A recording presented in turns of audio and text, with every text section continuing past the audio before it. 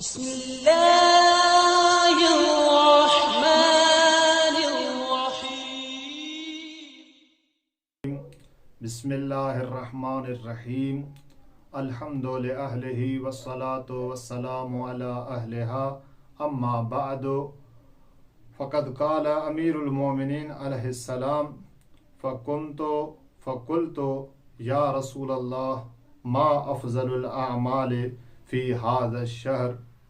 فقال يا أبا الحسن أفضل الأعمال في هذا الشهر الورع عن محارم اللہ عز وجل.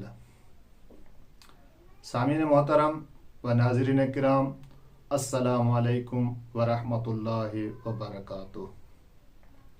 عنوان گفتگو کہ حضرت امیر المومنین علیہ السلام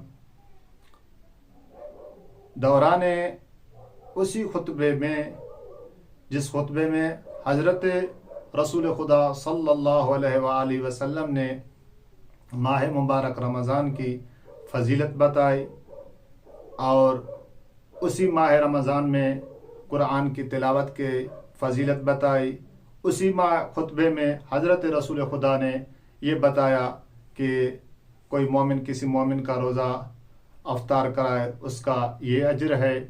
اور چلتے چلتے حضرت رسول خدا صلی اللہ علیہ وآلہ وسلم نے یہ ارشاد فرمایا کہ اس ماہ مبارک کی برکت یہ ہے کہ اس ماہ مبارک میں جنت کے دروازے کھلے ہوتے ہیں، دوزخ جہنم کے دروازے بند کیے جاتے ہیں اور شیاطین کو گرفتار کیا جاتا ہے. جب حضرت رسول خدا صلی اللہ علیہ وآلہ وسلم کا بیان یہاں تک پہنچا، حضرت امیر المومنین جو حضرت رسول خدا صلی اللہ علیہ وآلہ وسلم کا خطبہ سن رہے تھے، حضرت امیر المومنین کہتا ہے فقمت، میں اٹھ کے حضرت رسول خدا صلی اللہ علیہ وآلہ وسلم سے سوال کیا. کیا سوال کیا؟ یا رسول اللہ ما افضل الاعمال فی ھذا الشہر. اللہ کے نبی، جتنی آپ نے یہ اس ماہ مبارک کی فضیلتیں بتائی ہیں، ہمیں فقط یہ بتائیے کہ اس ماہ مبارک رمضان میں سب سے بہترین عمل کیا ہے. تو حضرت رسول خدا صلی اللہ علیہ وآلہ وسلم نے فرمایا یا ابا الحسن افضل الاعمال فی ھذا الشہر، سب سے بہترین اور افضل عمل اس ماہ مبارک رمضان میں یہ ہے کہ الورع عن محارم اللہ، ان تمام چیزوں سے اپنے آپ کو بچانا جو خداوند قدوس نے حرام کی ہوئی ہیں.